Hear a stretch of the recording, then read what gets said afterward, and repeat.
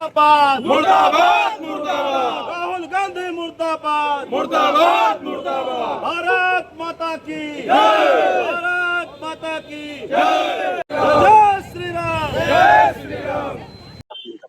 क्यों आज आप लोग धरना प्रदर्शन कर रहे हैं? धरना प्रदर्शन के पीछे की जो मंशा है, जिस तरह से आप जंतर मंतर पे दूसरे राजनीतिक दल के लोग उससे बाकायदे प्रोटेस्ट कर रहे हैं, जिस तरह से उसे संरक्षण दे रहे हैं, वहां पे आप लोगों ने देखा होगा, तमाम सारे इलेक्ट्रॉनिक चैनलों के माध्यम से संज्ञान में आया होगा कि प्रदर्शन करने वाले ज्यादातर लोग उसमें शिक्षण से जुड़े हुए नहीं है, शिक्षा समाज से जुड़े हुए लोग नहीं है। ज्यादातर लोग उसमें है कहीं ना कहीं वो राजनीति से प्रेरित है। उनकी भावना बेवड़े, लुच्चे टाइप, लफंगे टाइप ऐसे लोगों का प्रदर्शन है। उस प्रदर्शन को राजनीतिक संरक्षण मिलता है।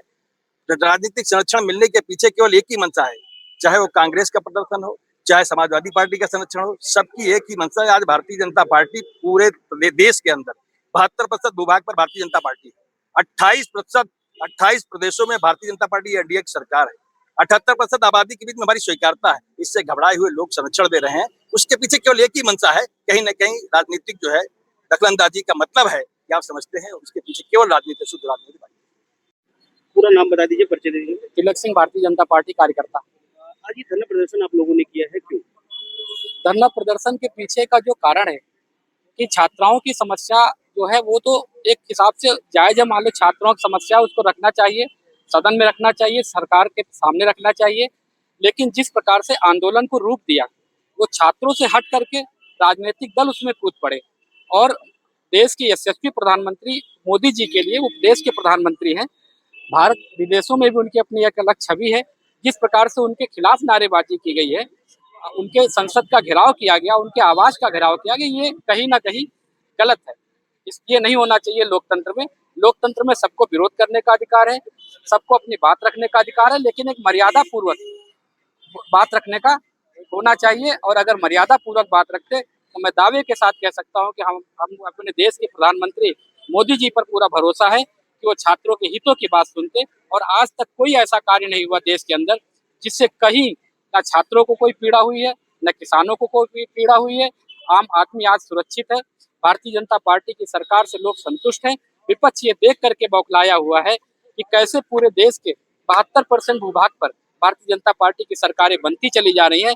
और आने वाला समय उत्तर प्रदेश में भी भारतीय जनता पार्टी तीसरी बार प्रचंड बहुमत के साथ अपनी सरकार बनाएगी, इसमें कोई दो राय नहीं है। अखिलेश यादव, तुम चाहे जितना कुछ कर लो, ये जनता तुम्हारे साथ जाने वाली नहीं है। परिचय दे दीजिए अपना, और आज धरना प्रदर्शन किया है, क्यों नहीं?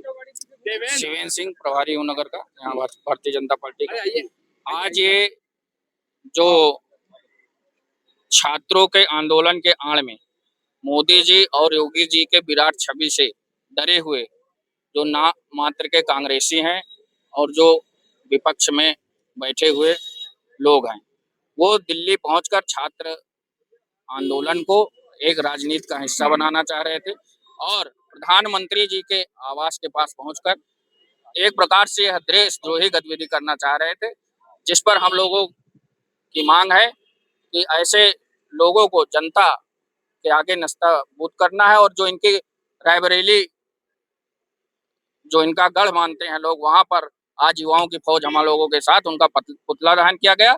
और हम लोगों ने मांग की है मोदी जी और योगी जी से कि ऐसे देश विरुद्ध काम करने वाले राजनेताओं को अच्छी सीख दी जाए। जनता तो उन्हें सीख दे चुकी है, उनका जनाधार जीरो हो चुका है, शून्य हो चुका है। और प्रशासन और शासन से भी मांग है कि ऐसे लोगों को, अभी पिछली रात यहाँ पर सफाइयों के एक प्रदर्शन में गाली गलौज तक दी गई। तो ऐसे लोगों के जनता देख रही है, ऐसे लोगों के हाथ में सत्ता कभी आने वाली नहीं है। ये कांग्रेस मुक्त भारत, सपा मुक्त उत्तर प्रदेश 2027 में होने वाला है।